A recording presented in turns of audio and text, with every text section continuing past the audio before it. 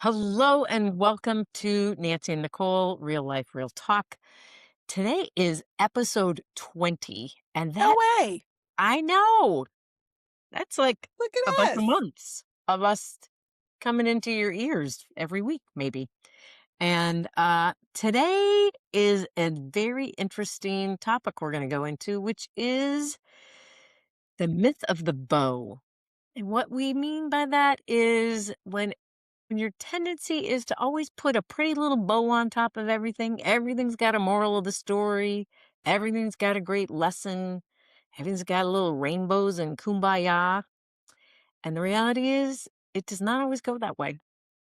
And No. sometimes you are just in it, and our challenge is to figure out how to just stay in it and stay present.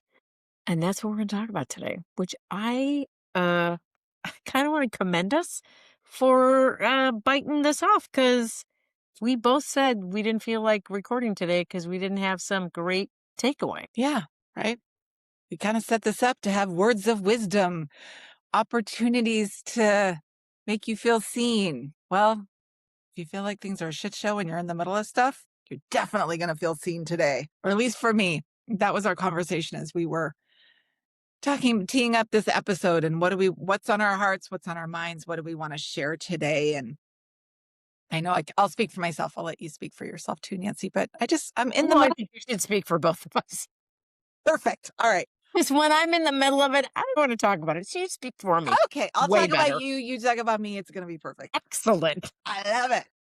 But sometimes, And I'm that just going to say one of the ways I cope with when I feel like I'm stuck in the middle of it is I deflect with humor. me too. Sarcasm, particularly, Uh, but a lot of humor.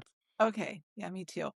I get called on that from my coach. She's like, that's really sad. Why are you smiling? I'm like, because I can't help myself. I'm trying to pretend it's not happening. Mm, But we both got, I'll just speak for myself and yeah, Nancy's implied. She might be going through this as well. maybe. But I got things I'm working on in life. And there are things I signed up to work on, specifically how I interact with relationships. And in relationships, it's super easy to have it be the other person's fault. Like that's kind of what I want. But I have this really great coach and she's not letting me let it be anybody else's fault. She's making me own my part in it or just see how I am also participating in it. And it's super uncomfortable. Mm, I am having to look at things differently than I ever have before. I'm having to own my own actions more than I ever have before. And it is for change to happen. It's requiring me to show up differently than I ever have before. And it is freaking hard and uncomfortable. And I'm in it. And we were talking about this before. I'm having a hard time showing up. Like I'm showing up for my work life and I am showing up, but I want to post these really positive, uplifting things on social media. And I'll be honest, I got nothing right now because I'm just in the middle of it. I don't have my little bow of like, you do this thing and it all gets better. And here's the moral of the story and all of those. I believe that it's happening already. I believe there will be insights and reasons and I'll be able to offer more down the road. But I'm in the middle of it right now and I am floundering. And it's very interesting as to how that's affecting me showing up in my life right now. I just want to honor how brave that is to Thank you. say out loud, let alone on a freaking podcast that other people are going to hear. Like, that's huge. Like, I just, Thank like, you.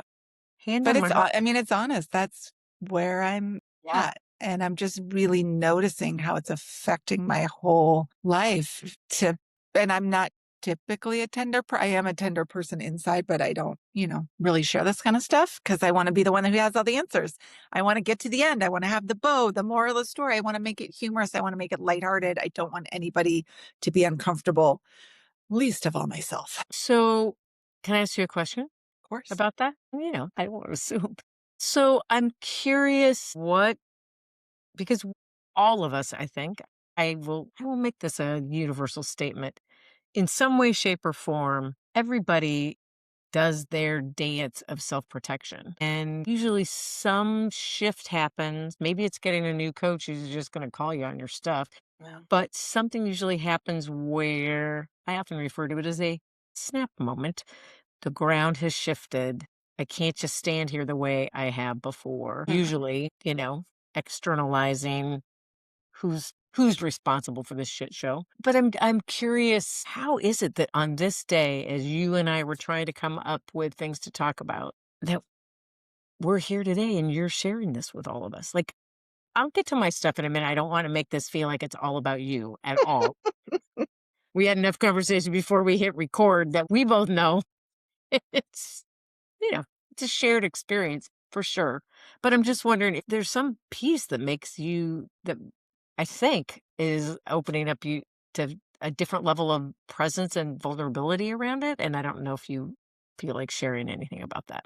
Sure, I'm happy to share. I started working with a new coach specifically around my relationships a couple months ago, and she's good and she doesn't miss a darn thing. And I am a master deflector. I always laugh. I'm like, I sign up for coaching all the time, but the reality is that if I don't want to talk about something or do something, I can get you off topic better than anybody else on the planet.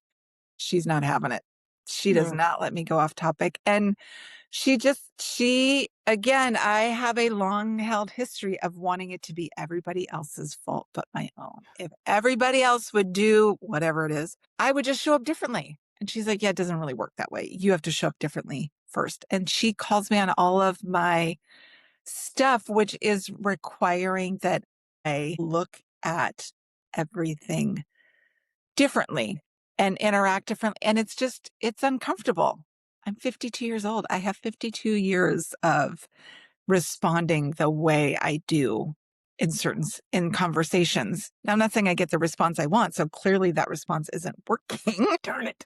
I still want it to be about other people. I want it to be there. Oh, Just for 5 seconds, let it be about everybody else. totally. And I happen to have a conversation with her about it today. And I'm super tender today. And then we come on and, you and I'm comfortable with you. So I'm happy to share it.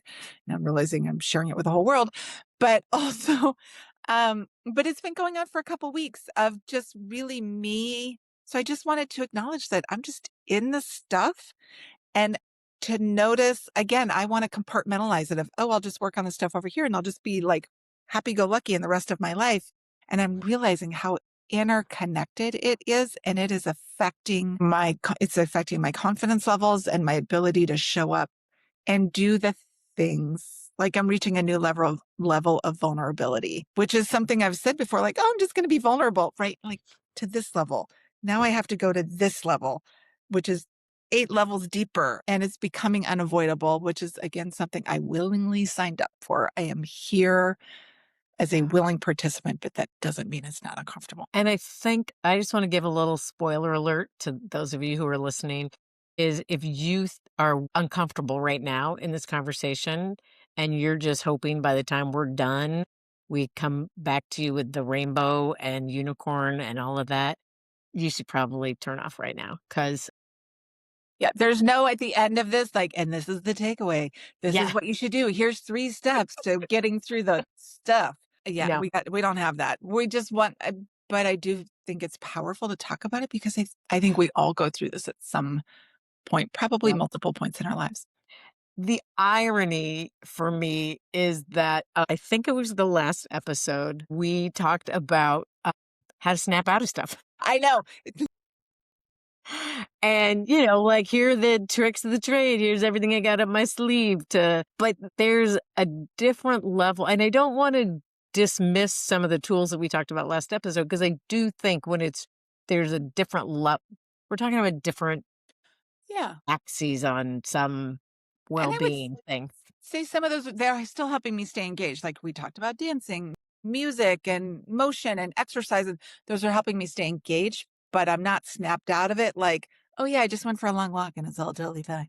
I'm so glad you said that about being engaged, because my threshold for staying engaged when I am just stuck in what lots of people are calling these days the messy middle, Hmm. it is really like uncomfortable. It's a little ginchy Yeah. fingernails on the chalkboard. It's different than I'm just irritable with somebody who cut me off in traffic. That's a different level. This is about that inside job piece where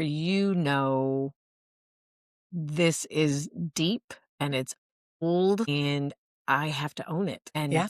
And it's not about fixing it. It is about being present with it, I think. And the discomfort of just not knowing. Like I don't know what is on the other side of this. I believe based on my values and my sense of spirituality, and connection with source and universe or God or whatever you want to call that bigger than us thing, that the journey and the work for being a more whole human is about just staying present. My favorite word is strategy. Your favorite word, I think, is awareness.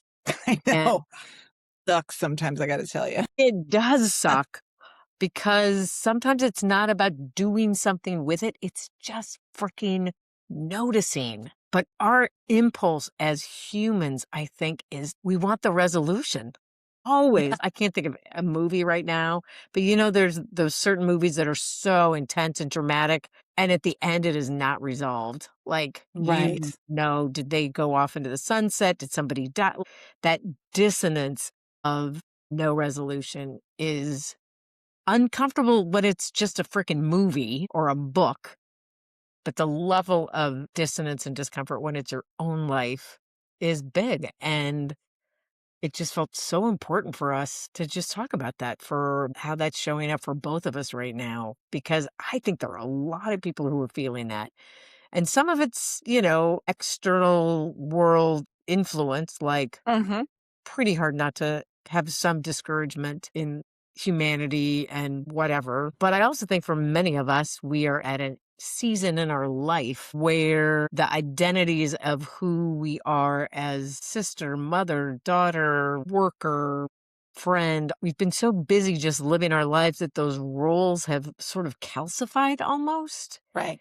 And then different things happen, whether it's a sudden something, somebody dies or whatever, or it's sort of just that slow drift of you and I are both in the middle of more of a slow drift at this moment where just the ignoring that voice in our head that's like, this isn't really right for you. This isn't Right. true or real, or I don't know what the is for people of a certain age or several decades, and that just happens, and most people aren't talking about it. Yeah. I think it is a natural part of life for people who are I'm gonna say for people who are introspective. Like, I know people who could give a rip about this. They're just sailing through their lives and, you know. Yeah, But with some introspection, I think it is a natural part of life, and I think it's important to acknowledge that the middle is a little funky, yeah, and it lasts for an undetermined amount of time. So I this is not about putting a bow on it or having the 5 steps to this is how you do it. But what do you do? Like, I know for me, it helps to talk about it. It helps to just get it out because I can take that awareness and turn it into acknowledgement that then gives me some of the courage to show up differently. Here's 4 steps and off you go. And for me specifically, one of my coping mechanisms is to withdraw. So mm. part of it is ensuring that I don't do that. What are some of the ways you work through it? One of the ways is, and this is not helpful, this is one of the things that trips me up, but the performance of "I'm fine." Yeah. Like, I think that's helping me. Like, I can get all sort of spiritual and woo-woo-y about either things meant to be or gratitude. Like, at least, I have a roof over my head and I'm not, starving in some war-torn corner of the world. But that feels so performative of trying to catapult myself out of feeling crappy. Mhm. I don't even wanna say crappy because that's pejorative, but, like, just being in that middle messy place, and so I think 2 of the things that I do that aren't helpful is go into "I'm fine," and part of that sort of it gets sort of a toxic gratitude that Mhm. isn't, and not that I'm not grateful, but that's You can just tell the energy on it's different. yeah, the energy is different. And then the other thing is, and this is really a hard one for me to avoid, which is I am constantly looking for the meaning of something. Yeah. I just wanna because I can be in the middle of messiness if I have a vision of what the meaning is for it. And I think that is keeps me bobbing up, floating on the surface a little Mm. more. Sorry for those of you who are just listening. There was a hand gesture that made more sense if you're watching me. Y'all should know by now. You got to see the video because So much better in I video. was not meant for Makes way more sense. podcasting, but I do think that that inclination to always be trying to find the meaning, be able to sort of give myself some advice in the middle of that is very avoidant behavior. Mhm. So the flip side of that is when I'm in this kind of space is to be aware and catch myself when I'm doing those things. It's a pretty good truth that if I looked at my sugar consumption, that's probably a pretty good indicator of how I'm feeling. Mine too. Um, how much social media time I'm doing, and sleep. I either stay up way too late because I'm in my head and I don't want the quiet and stillness of where my heart and head go right before I go to sleep because I feel really soft and open and like I'm trying to slow my brain down, and that feels vulnerable. Mhm. Um, so either I'll stay up way too late, so to the point where I can barely keep my eyes open, so that there's no moment there where I'm self-reflective as I'm drifting off to La La Land, or I sleep like a son of a bitch. Like, give me a good 10, 12-hour night of sleep, and I'm like, that is one of my favorite forms of avoidance. So That's it feels more like here are my go-tos of how to avoid the world where there's no pretty bow. Fascinating. I know. It's And what I don't understand though is I don't understand how people live without having these moments in their life. I think a lot of people just don't care. Like they're just getting through life. I don't know. I think I came out of the womb with my furrowed forehead, like my furrowed brows, being very serious and thinking about things. And so I'm not any more comfortable with it because I've been doing it a lot. But I think it's hard for me when I am in this kind of like in it Mhm. to then be around people who are like, what's the big deal? Yeah, and because some people aren't that into it, some people are wired that way, some people aren't. Yeah. So you got to find your people. For sure. That helps a lot. And for me to hold on to it's funny you were talking about meaning, like intention, I'm going to say. Like I know where I want to get to, right? Better interactions, me to be a better communicator, more vulnerable, affecting relationships and things like that. So that keeps me in it when it's super uncomfortable. But it's funny, as you were talking about meaning, I had this visual. It's like cold plunging, but just sticking your toe in and wanting credit for the whole cold plunge, right? Like, I'm just going to put my big toe in. I'm going to get the meaning out of this thing, and then I'm moving on. And I'm going to tell everybody I totally crushed it. But really, you got to get all the way uncomfortable and get all the Oh way my in. God. That Anyway, is it's just a so funny funny. visual that popped up as you were talking about I that. love that. Oh my God. And cold plunging has been such a godsend for me. Obviously, I talk Mhm. about it a lot, but it has been that practice of just being really present with being really uncomfortable Yeah. and choosing Volunteer. to be present in it, Yeah. even against all of the best mind chatter to try and convince me otherwise. I feel this way sometimes when it's about plunging is not every moment is ready to be a life lesson yet. Yeah. Some of it I think is down the road. Like it needs to happen. It needs to percolate.